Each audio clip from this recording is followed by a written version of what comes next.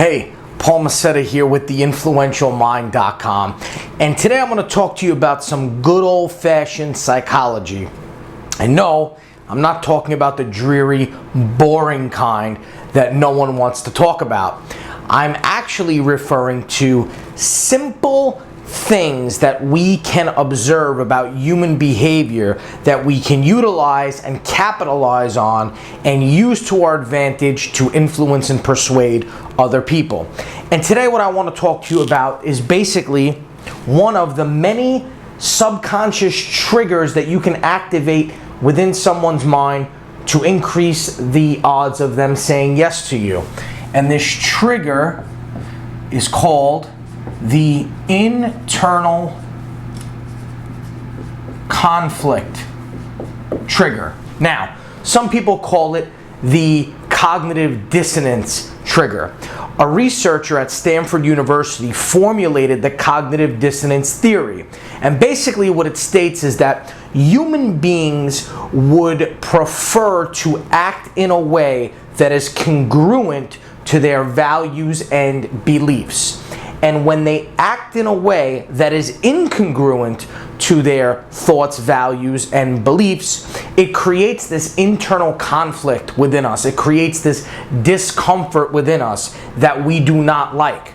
And when we experience it, we want to do whatever we possibly can to make it go away. Now, there are many different ways that humans will attempt to utilize to get rid of the cognitive dissonance or to relieve themselves of the internal conflict. And you probably are familiar with some of these yourself. I know I am. It's happened to the best of us. It's human nature.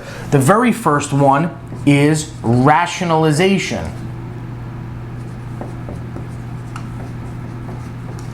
And basically what happens during rationalization is the person finds excuses why the inconsistency between their thoughts and their behaviors was acceptable. They might say something, well, it's not something that I normally would do, but it was for a good cause, or I had a really good reason to do it, and things of that nature. They basically rationalize their behavior.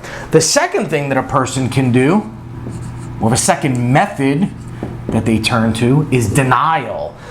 And this is actually the most common. And here, basically, the person either outright denies that they did something that was incongruent with their values and their thoughts, or they try to find reasons to state that maybe the source of the information that led them to participate in that type of behavior wasn't a reliable source.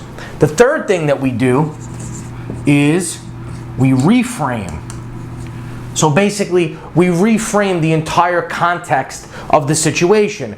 And the way that that works is we change the interpretation of the meaning, or we reduce the actual level of value. And we'll say things to ourselves like, well, it really wasn't that important to me anyway, right? So here you have something inside of you. You feel very strongly about something. It's a deep-rooted belief that you have about something, and then you go and behave or act in a way that is completely incongruent with it. You begin to feel that internal conflict. You begin to feel the discomfort. So what do? You reduce the level of value, or you change the meaning of the interpretation. You say to yourself, well, to tell you the truth, it really wasn't that important to me anyway. The next thing that you do is you separate. Separation, this is a big one. People will say, well, one thing has nothing to do with the other. So again, you act or behave in a way that's incongruent to what you think, and then what you do is you try to separate the two to try to resolve that discomfort inside of you. Now, the question becomes, how do you capitalize on this? How do you utilize this or these facts of human nature to your advantage so you can influence and persuade other people more easily? Well, there's actually a 4-step simple process that you can utilize that will help you embrace that internal conflict trigger and utilize it to your advantage. The very first thing that you want to do is gain a commitment from someone. And if possible, it should be a public commitment. People naturally are wired to want to keep commitments for a number of different reasons. The very first being this whole cognitive dissonance, internal conflict thing that we're talking about. Someone makes a commitment, it means that deep within them, they do feel favorable towards that commitment, and so they naturally want to keep it, because if they break it, then there they are acting in a way that is incongruent with what they really value or believe deep down inside. So that's the first reason. The second reason is that it's socially unacceptable and frowned upon to not keep your commitments. So if you say you're going to do something and then you don't do it, you start to cultivate this reputation of somebody that doesn't follow through, someone that just kind of talks smack, someone that doesn't back up what they say that they're going to do, and no one really wants to have that reputation, right? Even the people that really do that in real life, they want to try to cover it up somehow, because no one wants to be looked at as someone that does not keep their commitments. Now, when you get a public commitment,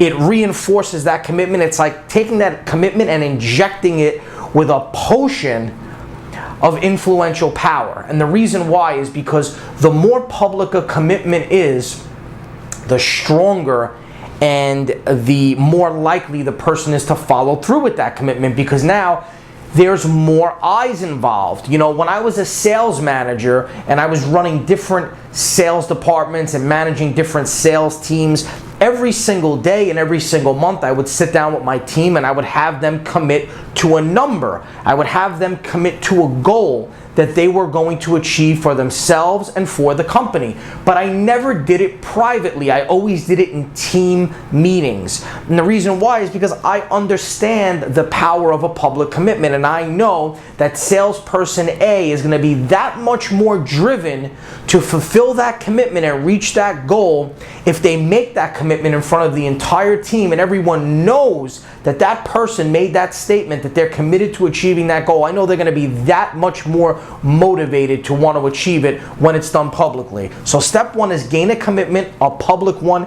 if possible.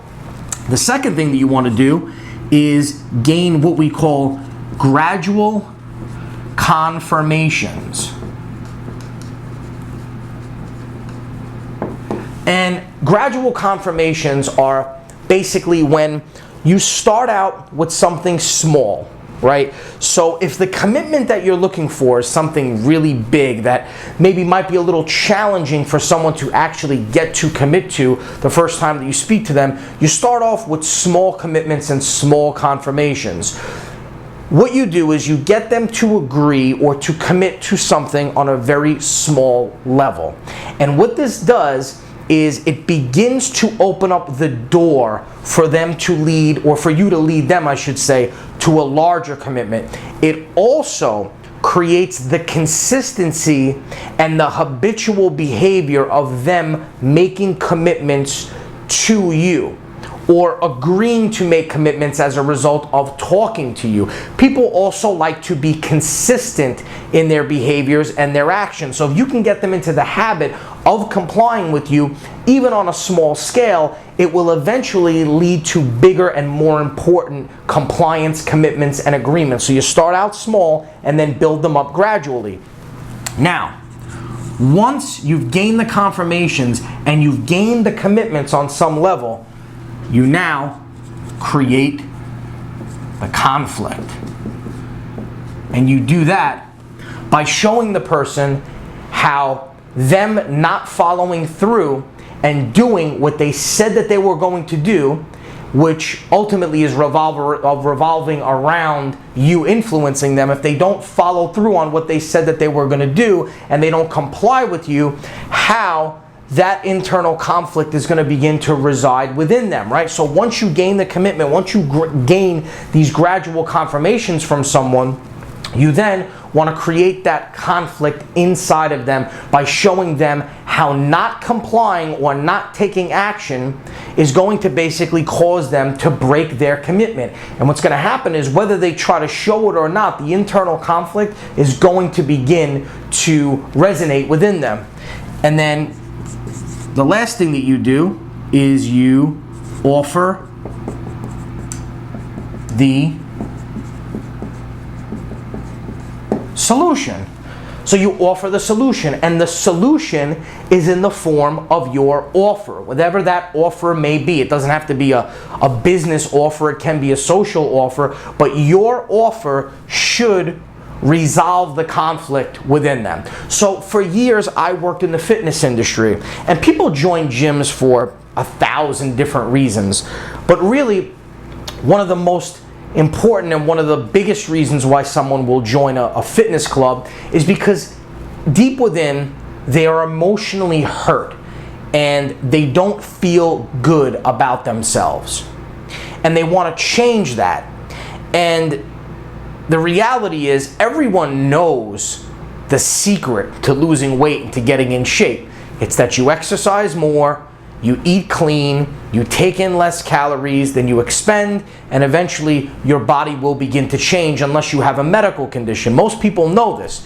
Why don't most people follow through with it? Because it's easier to just not do that stuff. So my job as a sales consultant in that business would be to first gain the commitment from someone. So tell me what it is about your body that you want to change. Is it your waist? Is it your butt? How much weight do you want to lose? Gain that commitment from that person. Then I would begin to layer in the gradual confirmations. How many days a week could you make it here? How many hours a day could you commit to training? Again, building up those gradual confirmations. Now, when I make my offer and the person starts giving me excuses or objections as to why they don't want to join the club, I then begin to show them how them not making a decision to join a fitness club is counteracting these commitments and these confirmations that they made. And now what happens is that internal conflict begins to build up within them, because they stop and they say to themselves, I really do want to lose weight, I really do want to feel better about myself, and yet here I am making these excuses. And then I offer the solution to the problem to resolve the conflict. Listen, maybe your issue is that you don't have the time to come to the club, or you don't have the money to come to the club. So we sit down and we work out a budgeting plan, or we work out a better schedule for you to get into the club. Whatever it may be, I offer a solution to alleviate the conflict. And the person is going to want to get rid of that conflict. They're going to want to eliminate it. So the key is to do all of these things and to perform all of these steps in close proximity to each other. And when you do that, you really utilize and maximize the internal conflict trigger to your advantage. Now, I actually cover all 10 of these triggers in my best-selling program, The Code of Influence. It contains 12 audio modules and a digital PDF book. If you head over to my website, influentialmind.com, you can actually grab the entire program absolutely free. You can also grab it if you go to my YouTube home channel. On the top banner on the right corner, there's a little link that says Get My Influence Formula Free. If you click there, you'll get taken to a page where you can give me your email address, opt in, and I'll give you immediate access to the entire program with no questions asked. Once again, this is Paul Mascetta. Don't forget to subscribe to my channel so you can get updates and access to more videos like this. I'll talk to you soon.